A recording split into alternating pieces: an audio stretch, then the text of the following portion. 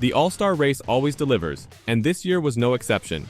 But this year it wasn't an on-track battle that entertained us, as there was a big brawl off-track after the race between Ricky Stenhouse Jr. and Kyle Busch. And Stenhouse Jr. has now revealed why this happened. The race got off to a chaotic start where Busch slid loose and slammed the outside wall on the first lap. Then on lap 2, he bumped Stenhouse and put his number 47 hard into the turn 2 wall, knocking him out of the race. An angry Stenhouse then attempted to imitate Kyle Busch by parking in his pit stall at North Wilkesboro Speedway. Stenhouse's night in the NASCAR All-Star race came to an end on lap 2 as Busch responded at turn 2. The previous lap, Stenhouse went 3 wide across the middle of Michael McDowell and Busch. Stenhouse and Busch did not make contact, although Busch did bounce off the outside wall. "We got a really good start, and he left the door wide open," Stenhouse said. "I went through the middle and almost had him clear. Kind of ran up the track and we all just kind of touched there, nothing major. And then Kyle tried to wreck me in, and then finally did wreck me therein. Our car was really fast. I felt really good. We were good yesterday, and I'm bummed that we had already passed 2 or 3 cars there. Bummed that we couldn't see it to the end." Stenhouse took his damaged Chevrolet to pit road and parked in Busch's pit stall. After jumping out of the car and removing his helmet, Stenhouse walked up the side of Busch's pit box to instruct crew chief Randall Burnett to carry a message to his driver. "Well, first, I parked it there because I figured Kyle would do something similar, and then I just told Randall that he could tell Kyle that I'd see him afterward," said Stenhouse. "Since there's no tunnel here, I can't leave, so I'll be here when the race is over." The JTG Daugherty racing driver did not believe the incident was substantial enough to warrant being wrecked. Stenhouse started 16th and was competing with McDowell for 10th position until he went 3 wide.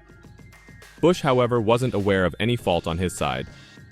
"I mean, it's the first lap of the race," Busch said as he explained his side of their contact during his final strides to the post-race face-off. "We don't even have water temp in the car yet and we're wrecking off of turn 2. I'm tired of getting run over by everybody, but that's what everybody does. Everybody runs over everybody to pass everybody." "We barely touched," Stenhouse said about Busch's reaction. "I haven't seen a replay, but the gap was and I drove through there. You could have put 1.5 cars through it in the center and then was coming up off the bottom. It was just hard racing, I thought. It's the All-Star race. Short track. You've got to get as much as you can early. Once this thing stretches out, you won't pass. You've got to get all the cars you can early, and I felt like I did a really good job, and he did a poor job on the start, and then he was mad about it. I think that's the way his season's gone." When asked what he hoped to hear from Busch at their post-race meeting, Stenhouse responded, "Nothing. I'll handle it." How will he handle this was the next question. "You can just watch," he said. So he waited for the other 198 to retaliate. And that's when Ricky Stenhouse Jr. followed through on his commitment to visit Busch after the NASCAR All-Star race at North Wilkesboro Speedway. Stenhouse not only met Busch in the garage on Sunday night, but he also punched the Richard Childress racing driver as the two debated their on-track interactions. "Go back and watch the replay. I didn't touch you. Not once," Stenhouse could be heard saying to Busch. "We all hit each other," Busch said. "You hit the fence and then you hit me," remarked Stenhouse, pointing to the track. "I don't believe it, but if that's what happened, okay," Busch responded. "Go back and watch it," Stenhouse told Busch before punching him. When the blow struck, Stenhouse grabbed Busch and the two fell to the ground before being separated. NASCAR security escorted Stenhouse away as his father, Ricky Sr., chased Busch. Stenhouse continuously shouted, "Dad!" as the incident worsened and more people became involved. "Get my dad!" Busch eventually made it to the tailgate of his trailer, but he and Stenhouse continued to shout at each other over what had transpired on the track. "I don't give a F," Busch yelled. "I suck just as bad as you." Stenhouse finished last of the 20-car field. Busch finished 10th in the 200-lap race with little significant impact. Ricky hoped it would have never come this far, but in recent times their relationship had changed drastically. "I feel like Kyle and I have always raced each other really hard back in the series when we were competing for wins week in and week out," Stenhouse told Fox Sports following the bout. "We never had any issues, and then I wrecked one time at Daytona, and he's kind of bad-mouthed me ever since then, so I feel like we get along with each other okay outside the racetrack. I talk to him quite a bit. I'm not sure why he was so mad that I shoved it 3 wide, but he hit the fence and came off the wall and ran into me. When I was talking to him, he kept saying that I wrecked him, so yeah, it's definitely built up frustration with how he runs his mouth all the time about myself. But I know he's frustrated because he doesn't run near as good as he used to, and I understand that. We're a single-car team over here. We're working really hard to go out and get better each and every weekend, and we had a really good game plan coming. Our car was really strong Friday in practice. I was looking forward to running to the front. I think we'd passed a couple of cars there, and I was excited for the rest of the night, and he ruined it. Stenhouse stated being compelled to remain in the infield for the remainder of the race exacerbated his displeasure. Being stuck in here definitely doesn't help the frustration. If there was a tunnel, I would probably be at home watching the end of that, but here we are, said Stenhouse. I don't have anything else for him. If we want to do a charity match, I would do that. Raise some money for maybe the NASCAR Foundation or something. That would be fun. Really, other than that, I don't have a whole lot for him. NASCAR stated it will investigate the post-race incident and issue any penalties next week. What are your thoughts on the brawl? Do you think Kyle Busch deserved to get hit with a Ricky Stenhouse Jr. punch? And will this impact the decision-making between the two in the remainder of the season?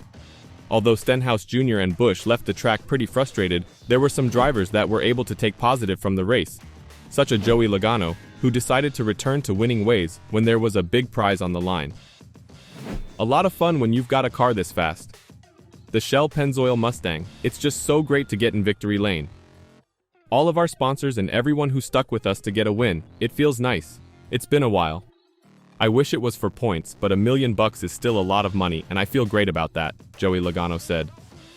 Logano was able to dominate the race from start to finish, leading all but one lap, but at the end he was under serious pressure from Denny Hamlin, who was looking for his 4th win this season, but ended short less than a second at the end. I needed more of an advantage to pass for sure. I would run to Logano, and then you couldn't pass. I would lose a little bit of air there, and I would try to give my car a break and then run to him again.